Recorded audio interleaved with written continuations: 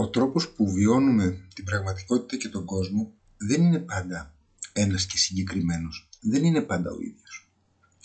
Συνήθως οι περισσότεροι από εμάς έχουμε παρατηρήσει ότι βιώνουμε τον κόσμο με δύο διαφορετικούς τρόπους. Σαν να βιώνουμε δύο κόσμους. Τον κόσμο 1 και τον κόσμο 2. Έτσι όπως τον απεικονίζουμε εδώ, χωρίζοντάς τους με μία οριζόντια γραμμή. Ο κόσμος 1 έχει συγκεκριμένα χαρακτηριστικά, όπως η δέσμευσή μας να έχουμε δίκαιο και να αμυνόμαστε για να προστατευόμαστε, στην ουσία να προστατεύεται το εγώ μας, να είμαστε προστατευμένοι. Αυτός ο κόσμος πολλές φορές έχει μία αίσθηση βάρους, σαν να κουβαλάμε ένα βράχο. Και αυτό το θεωρούμε ότι είναι και ο αγώνας μας, ο αγώνας της ζωής μας. Τα βάρη μας, τα βάρη της ζωής. Αυτός όμως ο βράχος σχετίζεται με ένα αίσθημα να καλύψουμε ελλείψεις και βασίζεται σε συγκεκριμένες πεποιθήσεις που έχουμε και απόψεις για το πώς είναι η ζωή, οι άνθρωποι κτλ.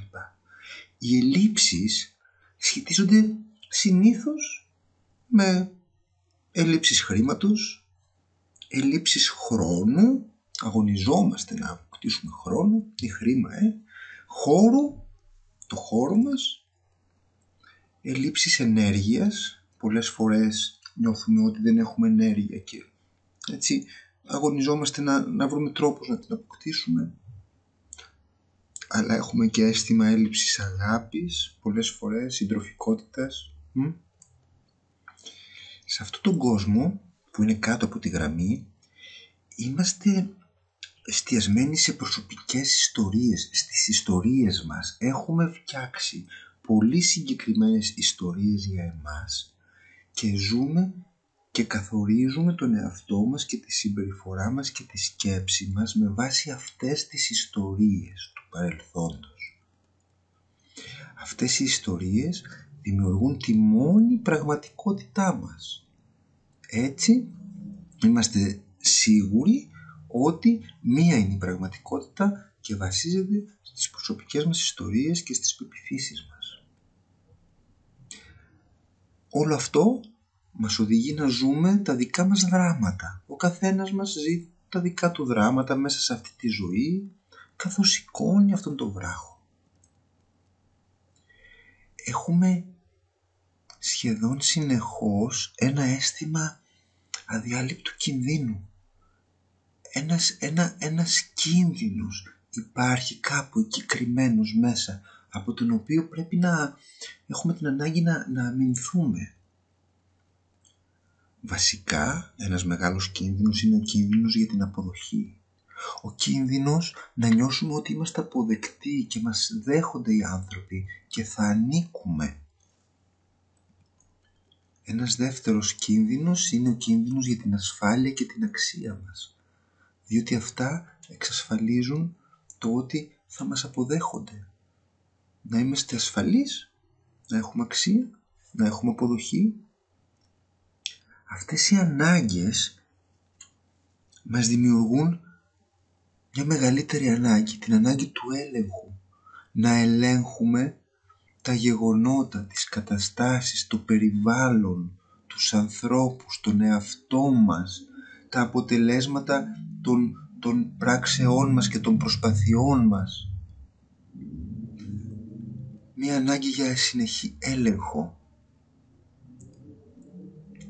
Όταν είμαστε κάτω από τη γραμμή, ασχολούμαστε και εστιαζόμαστε στο ποιος φταίει για τα πράγματα που κατά τη γνώμη μας δεν πάνε καλά.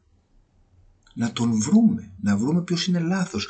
Ίσως αυτό μας ανακουφίζει, διότι αν βρούμε ποιος είναι λάθος, ποιος έχει κάνει το λάθος, αυτό αυτόματα ελευθερώνει εμάς. Δεν είμαστε εμείς αυτοί που έχουν κάνει το λάθος. Κάποιοι άλλοι κάνουν τα λάθη. Σε αυτόν τον κόσμο κάτω από τη γραμμή έχουμε μία σοβαρότητα. Είμαστε σοβαροί. στην αντιμετώπιση μας και αυτό φαίνεται κιόλας, ίσως. Είναι εύκολο για μας να κατηγορούμε και είναι εύκολο για μας κάτω από τη γραμμή όταν είμαστε να κάνουμε κριτική εναντίον των ανθρώπων. Μέσα σε όλη αυτή την προσπάθεια να έχουμε δίκιο και να αμυνόμαστε και να προστατευόμαστε. Σε αυτό το πεδίο αιτιολογούμε και τεκμηριώνουμε με το νου μας, με τον εγκέφαλο, όλα αυτά τα οποία πιστεύουμε, κρίνουμε και βγάζουμε ως συμπεράσματα.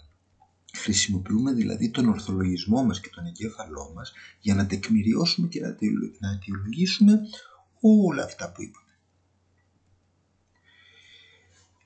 Συνήθως βιώνουμε μια χωριστικότητα όταν είμαστε κάτω από τη γραμμή. Ότι είμαστε ξεχωριστοί από τους άλλους, εντελώς. Αυτή η χωριστικότητα μας κάνει να βιώνουμε τον εαυτό μας σαν μοναχικές οντότητες, οι οποίες δεν σχετίζονται με τους άλλους ανθρώπους και τις άλλες υπάρξεις και το περιβάλλον, αλλά μάλλον έχουν μια ανταγωνιστική σχέση. Γενικά βιώνουμε ένα βάρος και μια ευθύνη και έχουμε μια πολύ ιδιαίτερη σχέση με τη σύγκρουση. Τη σύγκρουση είτε την αποφεύγουμε είτε την επιδιώκουμε. Το γενικό κάλεσμα που έχουμε όταν βιώνουμε τη ζωή κάτω από τη γραμμή είναι να κερδίσουμε. Χρειάζεται να είμαστε νικητές. Έχουμε ανάγκη να είμαστε νικητές, γιατί αλλιώς κινδυνεύει η ασφαλειά μας. Υπάρχει και ο δεύτερος κόσμος, που είναι πάνω από τη γραμμή. Εδώ, το κύριο ενδιαφέρον δεν είναι η δέσμευση να έχουμε δίκιο και να αμυνόμαστε και να προστατευτούμε, όπως κάτω από τη γραμμή. Εδώ, η δέσμευσή μας είναι στη μάθηση, στο να είμαστε ανοιχτοί και έχουμε περιέργεια. Είμαστε ανοιχτοί να μάθουμε με περιέργεια. Θέλουμε να γνωρίσουμε. Εδώ, στον κόσμο αυτόν πάνω από τη γραμμή, θέλω να αναπτύσσουμε μέσω της μάθησης. Και αυτό είναι το σημαντικό για μας. Δεν είναι το να έχουμε δίκιο και να αποδείξουμε τον εαυτό μας και το εγώ μας σε κάποια κατάσταση ή να τον προστατέψουμε από κάποιον υποτιθέμενο κίνδυνο. Όχι. Θέλουμε να μαθαίνουμε και να αναπτυσσόμαστε. Αυτή είναι η κινητήρια δύναμή μας όταν είμαστε πάνω από τη γραμμή. Και κάθε κατάσταση, κάθε εξέλιξη της ζωής και κάθε άνθρωπος και κάθε ερέθισμα το αντιμετωπίζουμε ως ερέθισμα για εξέλιξη και για μάθηση και όχι ως κάτι από το οποίο κινδυνεύουμε. Αν δούμε τη ζωή από απόσταση, και μπορούμε να το κάνουμε αυτό όταν είμαστε πάνω από τη γραμμή, καταλαβαίνουμε ότι υπάρχει και ένα χιούμορ και τα πράγματα δεν είναι τόσο σοβαρά όσο φαντάζουν όταν είμαι κάτω από τη γραμμή. Τα πράγματα ίσως είναι και αστεία μερικές φορές. Βιώνουμε λοιπόν τη ζωή και τον κόσμο με περιέργεια και με ενθουσιασμό όταν είμαστε πάνω από τη γραμμή. Τότε σε αυτή την κατάσταση μπορούμε και ακούμε αληθινά τους ανθρώπους βαθιά, χωρίς να βιαζόμαστε να απαντήσουμε και να προετοιμάσουμε τις απαντήσεις του εγώ μας. Ακούμε αληθινά και βέβαια μιλάμε αυθεντικά μέσα από την καρδιά μας, γιατί είμαστε σε επαφή με τον εσωτερικό εαυτό μας, χωρίς την ανάγκη να έχουμε αντιπαραθέσεις. Ακούμε αληθινά, μιλάμε αυθεντικά, δεν έχουμε ανάγκη για αντιπαραθέσεις. Έχουμε και εδώ τις πεποιθήσεις μας, αλλά τις εξετάζουμε, τις βλέπουμε, τις αναγνωρίζουμε και τις εξετάζουμε συνεχώς και τις αναθεωρούμε αν χρειάζεται, τις εξελίσσουμε.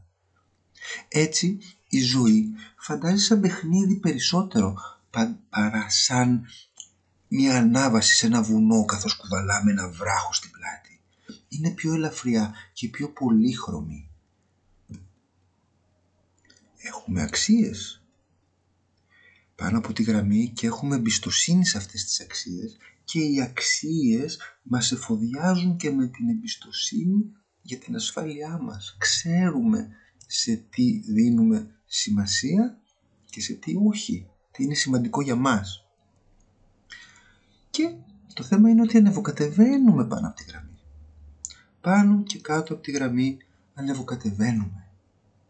Δεν υπάρχει σταθερή θέση. Το ερώτημα λοιπόν είναι τι είναι αυτό που καθορίζει αν είμαστε κάτω από τη γραμμή, τι είναι αυτό που συμβαίνει.